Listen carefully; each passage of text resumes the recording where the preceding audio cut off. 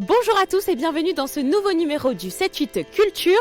Aujourd'hui, nous sommes à l'école élémentaire Malmöden à Maurepas pour parler du partenariat entre le Centre musique baroque de Versailles et les écoles scolaires de la ville. Voici le sommaire. Le Centre de musique baroque de Versailles s'associe à la ville de Maurepas pour promouvoir la musique et le spectacle baroque. Nous avons assisté à un atelier de chant dans l'école élémentaire Malmöden à Maurepas. 23e édition du festival Jazz à toute heure. Du 18 mars au 17 avril, 12 concerts dans 12 lieux différents seront proposés dans le sud Yvelines. Et enfin, la ville des Mureaux organise son premier festival du film francophone pour la jeunesse. Au programme atelier concours, rencontre avec le parrain du festival.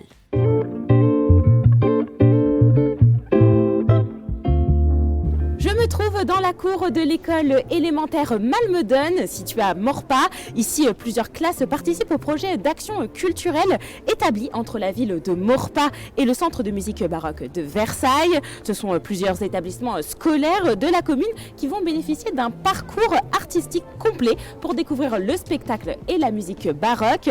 Margot Lallier, bonjour. Bonjour. Vous êtes la directrice du pôle action culturelle, médiation et public pour le CMBV. Tout à fait. C'est donc un projet que l'on peut dire d'envergure pour le CMBV. Comment vous avez eu l'idée de faire un partenariat entre les écoles de Maurepas et vous ? Alors, le partenariat entre Maurepas et le Centre de musique baroque de Versailles a été initié par la préfecture de région Île-de-France dans le cadre de jumelage culturel entre des établissements culturels donc, et les villes de la région Île-de-France. Alors concrètement, comment ça se passe ? Quelles écoles sont concernées ? Est-ce que vous pouvez me détailler un peu ? Bien sûr. Le dispositif que nous avons vu aujourd'hui, c'est celui qu'on appelle les classes baroques, qui sont des parcours artistiques pour les enfants dans les écoles primaires et le collège Louis Pergaud de Maurepas. C'est une section artistique qui va naître en septembre prochain au sein du collège. Et donc ce que nous avons vu cette année, c'est la partie initiation. Mais ce projet n'est pas simplement une classe baroque, mais bien une ville baroque, comme on entendrait presque une ville fleurie ou une ville internet. Et donc nous souhaitons proposer des ateliers aux habitants de la ville et à tous les services municipaux. Dans les classes, comment ça se passe concrètement ? C'est des ateliers, c'est ça ? Ce sont des ateliers de pratique, effectivement, avec la chanteuse artiste lyrique Grace de Ram, qui travaille pour l'ensemble Les Talents Lyriques, avec qui nous sommes en partenariat cette année. Les enfants vont bénéficier à la fois d'ateliers de pratique de chant, mais aussi de théâtre, de mise en corps, des visites, assister à des spectacles, etc., etc. Il s'agit vraiment de leur proposer un parcours complet autour des arts baroques. Eh bien, nous avons pu assister à un atelier chant d'une classe de CM2 à l'école Malmöden. Regardez. Quel flambeau du monde ressent ta tête la mer. Clair flambeau du monde, chanson tirée de l'opéra-ballet Les Indes galantes du compositeur Jean-Philippe Rameau. Ce matin-là, cette classe de CM2 a pour objectif de chanter en chœur et sans fausse note ce titre baroque. On est tous ensemble et puis j'aime bien chanter. Et puis c'est amusant les petits jeux qu'il y a aussi. Au début on va se chauffer la voix, on tourne et ensuite à la fin on va chanter une chanson Clair flambeau du monde.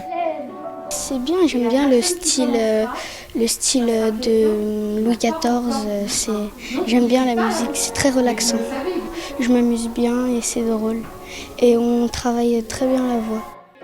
Le Centre de musique baroque de Versailles a lancé un partenariat avec la ville de Maurepas pour faire connaître aux plus jeunes la musique baroque.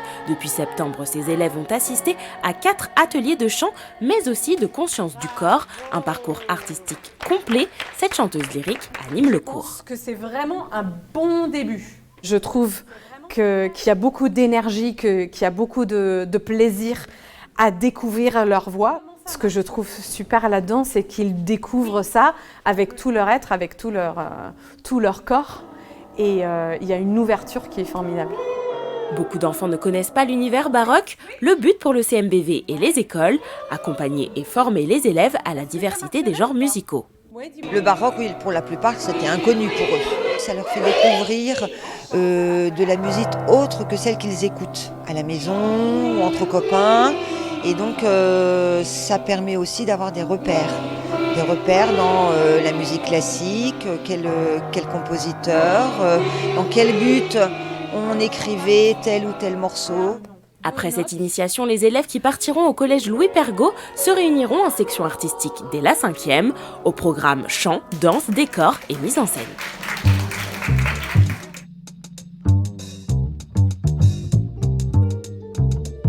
Margot Lallier, comment vous avez sélectionné les classes? Est-ce que ce sont des élèves qui sont volontaires? Alors, les partenariats avec les établissements scolaires sont décidés en partie autour du quartier des Friches, qui est le quartier au sein duquel le collège Louis Pergaud est placé. Et donc nous avons choisi les écoles primaires en fonction de la carte scolaire pour que justement les enfants puissent avoir un parcours complet de l'école primaire jusqu'à la fin du collège. D'accord. Donc hormis les classes baroques, on appelle ça comme ça, les classes baroques, toute la ville, vous l'avez un peu dit, mais toute la ville de Maurepas est concernée. Vous allez travailler également alors avec l'association Maurepas Entraide et les services jeunesse et seniors pour promouvoir la musique baroque. Comment ça va se passer avec ces associations? Alors nous sommes très impatients de voir démarrer les ateliers avec les habitants puisque c'est un autre challenge que d'avoir des enfants dans une classe. Nous allons proposer diverses activités, des ateliers effectivement avec les services jeunesse de pratiques peut-être un peu différentes de ce qu'on a vu ce matin pour leur faire aborder les choses avec d'autres angles autour de la danse, du théâtre, etc. Proposer pourquoi pas des thés dansants pour les seniors, des visites de la ville de Versailles. Et alors combien de temps ça va durer ce projet? Le projet Ville Baroque s'inscrit dans le cadre du jumelage dont je vous parlais tout à l'heure et qui s'inscrit pour l'instant sur une période de 3 ans, mais c'est un projet que nous souhaitons pérenne et je l'espère pour de nombreuses années. Merci beaucoup Margot Lallier d'avoir été notre invitée, merci. Merci à vous. Toujours en musique, le festival Jazz à toute heure revient pour une 23e édition du 18 mars au 17 avril. Le jazz, mais pas que, est à l'honneur avec une programmation éclectique dans toute la vallée de Chevreuse. La 23e édition du festival Jazz à toute heure a débuté le 18 mars. Rendez-vous incontournable du Sud-Yvelines et du Nord-Essonne, cette année, le tempo est donné par un cousin du jazz. La tendance de l'année, elle est autour du blues, qui est une musique très facile d'accès, très conviviale justement et très variée. Si vous aimez le blues vocal avec toute la puissance de la voix et des émotions, il faut aller écouter Kaz Hawkins, qui est une chanteuse irlandaise assez incroyable.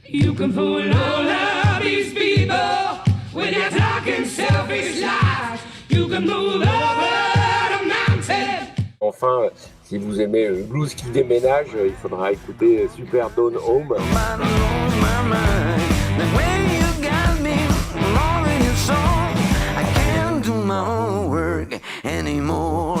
Jusqu'au 17 avril, Jazz à toute heure, c'est 12 concerts sur 12 lieux différents par 12 artistes différents. Autrefois festival pur jazz, il allie aujourd'hui jazz blues, chansons françaises pop et même parfois du reggae. Parce que c'est nos goûts, voilà, parce qu'on aime toutes les musiques et qu'on a envie de les faire partager.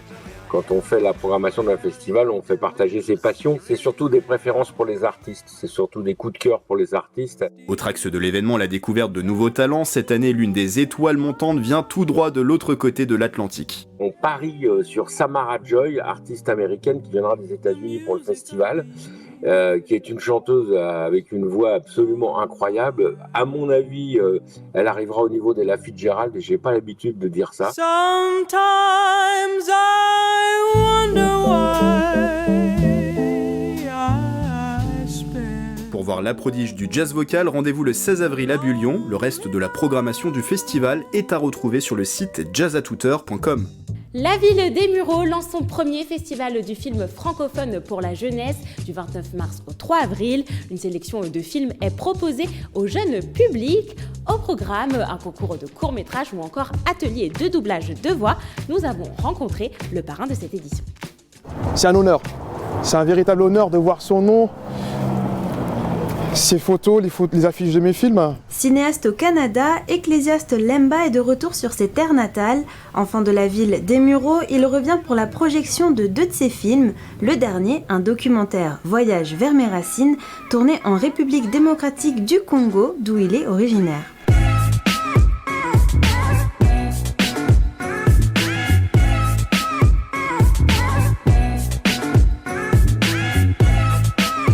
C'est un documentaire que j'ai produit donc, sur mon premier voyage vers la terre de mes ancêtres. Donc ce documentaire sera projeté avec dans mon deuxième film, mon deuxième film qui s'intitule Welcome to Montréal. Ces 2 films seront projetés au cinéma Frédéric Dard le vendredi 1er avril à 20h lors du festival du film francophone pour la jeunesse qui aura lieu du mardi 29 mars au dimanche 3 avril au Muro et dont Ecclésiaste Lemba est le parrain. C'est toujours un plaisir de croiser des amis, des personnes qui me connaissent, qui me voient à la télé, qui me voient dans mes films et qui me demandent parfois comment ça va. C'est quand tu fais un film au Muro. Bon, je suis incapable de dire quand est-ce que je tournerai un film au Muro, mais en tout cas, pourquoi pas un jour. Au programme de cette première édition, une sélection de films francophones venus du monde entier, mais aussi des ateliers. Des ateliers de doublage, de montage, de tournage, également un concours de court-métrage pour les jeunes des Mureaux, ouvert à tous.